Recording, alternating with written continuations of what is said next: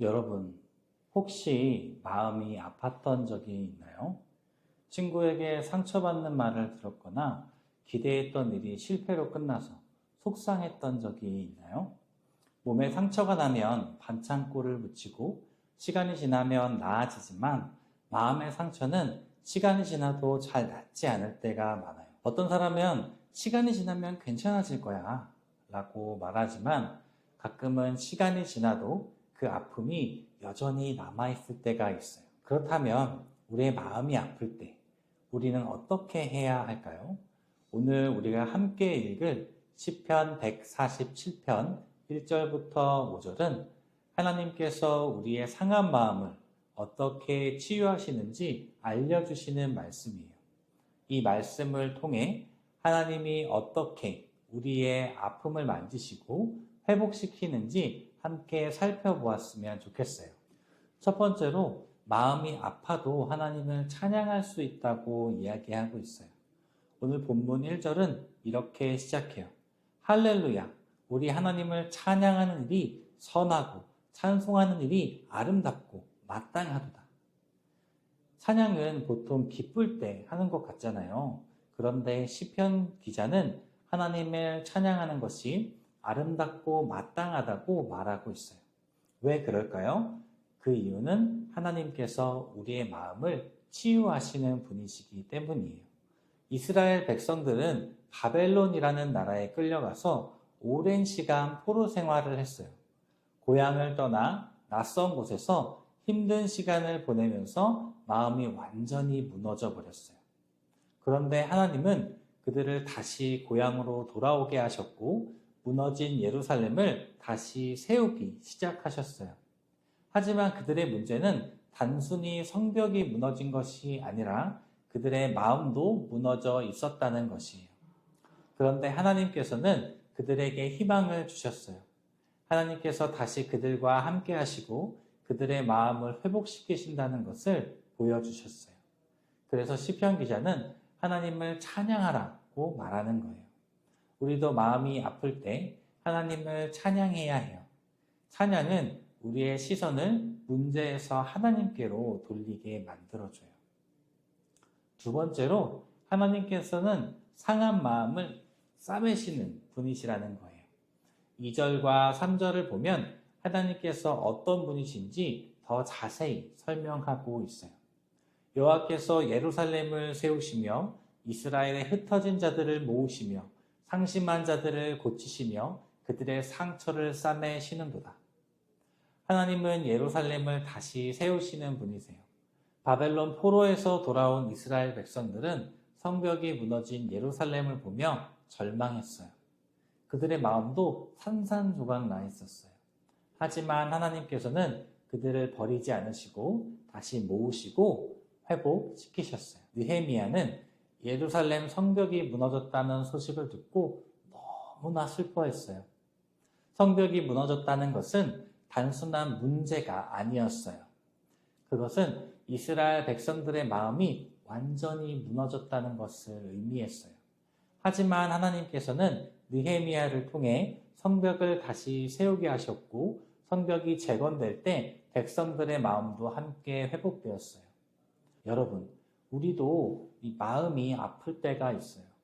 그러나 하나님께서는 우리의 상한 마음을 고치시는 분이세요. 하나님께서는 단순히 위로만 하시는 분이 아니라 실제로 우리의 마음을 회복시키시는 분이세요. 우리가 하나님께 나아갈 때 하나님께서는 우리의 마음을 싸매시고 다시 일어설 수 있는 힘을 주세요. 세 번째로는 하나님께서는 우리의 이름을 아시는 분이라는 거예요. 4절 말씀은 이렇게 말하고 있어요. 그가 별들의 수를 세시고 그것들을 다 이름대로 부르시는도다. 밤하늘에 무수히 많은 별들을 한번 생각해 보세요. 그 별들이 얼마나 많은지 우리는 셀 수도 없어요. 그런데 하나님은 그 모든 별들을 다 세시고 이름까지 붙이셨대요. 그렇다면 하나님께서 우리를 모르실까요? 전혀 아니에요. 우리는 가끔 외롭다고 느껴질 때가 있어요. 아무도 나를 신경 쓰지 않는 것 같아 라고 생각할 때도 있어요. 하지만 하나님께서는 우리를 잊지 않으세요. 하나님은 우리의 이름을 아시고 우리의 모든 아픔과 고민을 알고 계세요. 이스라엘 백성이 바벨론에서 돌아와 하나님의 말씀을 들었을 때 그들은 울기 시작했어요. 왜냐하면 그동안 하나님의 말씀을 잊고 살았다는 걸 깨달았기 때문이에요. 하지만 하나님은 그들을 책망하지 않으셨어요. 다시 기회를 주셨어요. 우리도 마찬가지예요. 하나님은 우리를 기억하세요. 우리가 넘어져도 실수해도 하나님은 우리를 다시 일으켜 주시는 분이세요. 오늘 말씀을 통해서 하나님께서는 우리의 상한 마음을 치유하시는 분이라는 것을 배웠어요. 앞으로 우리의 마음이 아플 때 우리가 꼭 기억해야 하는 두 가지를 정리해 보고자 해요. 첫 번째, 마음이 아플 때 하나님을 찬양하세요. 찬양은 우리의 시선을 문제에서 하나님께로 돌리게 해요. 우리가 아픔과 상처에 집중하면 더 깊이 빠지게 되지만 하나님을 찬양할 때 하나님이 크신 분이라는 사실을 기억하게 돼요. 바벨론 포로에서 돌아온 이스라엘 백성들은 예루살렘 성벽이 무너진 것을 보고 절망했어요. 하지만 그들이 다시 하나님을 찬양하고 예배할 때 하나님은 그들의 마음을 회복시키셨어요. 우리도 힘들 때 하나님을 찬양하면 하나님께서 우리의 마음을 치유해 주시고 다시 일어설 수 있는 힘을 주실 거예요. 두 번째, 하나님께 우리의 상한 마음을 맡기세요. 하나님은 단순히 우리를 위로하시는 분이 아니라 우리의 상처를 싸매시는 분이세요. 느헤미야는 예루살렘 성벽이 무너진 것을 보고 슬퍼했지만 혼자 걱정하지 않고 하나님께 기도했어요.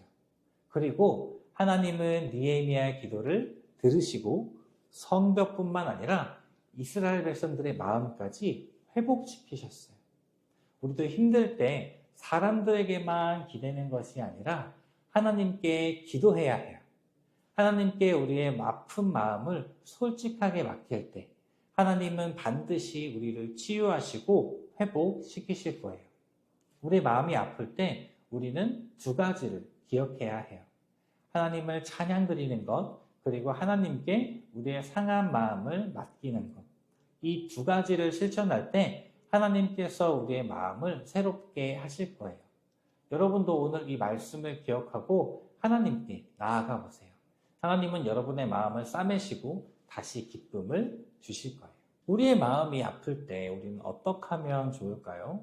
오늘 말씀을 통해 하나님께 우리의 상한 마음을 맡길 때 하나님께서 치유하시고 회복시킨다는 것을 우리는 배웠어요. 그런데 우리는 가끔 정말 하나님께서 내 마음을 아실까? 하고 의심할 때가 있어요. 이 많은 사람들 중에 하나님이 정말로 나를 신경 쓰실까? 하지만 성경은 분명히 말하고 있어요. 그가 별들의 수를 세시고 그것들을 다 이름대로 부르시는 도다. 하나님은 수많은 별들을 하나하나 세시고 이름까지 붙이셨대요. 그렇다면 우리를 모르실까요? 아니에요. 하나님은 우리의 이름을 알고 계시고 우리의 마음까지도 알고 계세요. 여러분 혹시 나를 지으신 주님, 내 이름 아시죠? 라는 찬양을 알고 있나요? 이 찬양은 하나님께서 나를 아시고 나를 사랑하신다는 고백이에요. 우리 함께 이 찬양을 부르면서 우리의 마음을 하나님께 맡겨볼까요? 나를 지으신 주님, 내 안에 계셔. 처음부터 내 삶은 그의 손에 있었죠. 하나님은 우리의 모든 것을 아세요. 우리가 기뻐할 때도 슬퍼할 때도 속상해서 아무 말도 못할 때도 하나님께서는 우리를 알고 계세요. 내 이름 아시죠. 내 모든 생각도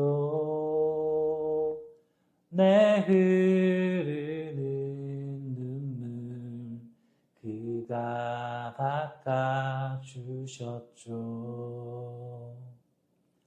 우리가 눈물을 흘릴 때 하나님은 그냥 바라만 보고 계시지 안는 분이세요. 하나님은 우리의 눈물을 닦아주시고 우리의 상한 마음을 싸매시는 분이세요. 오늘 이 찬양을 부르면서 하나님께 우리의 마음을 맡겨보았으면 좋겠어요. 하나님은 우리의 이름을 아시고 우리를 사랑하시고 우리를 위로해 주시는 분이세요. 여러분이 힘들 때마다 이 찬양을 함께 불러봤으면 좋겠어요. 그러면 하나님께서 여러분의 마음을 만져 주실 거예요.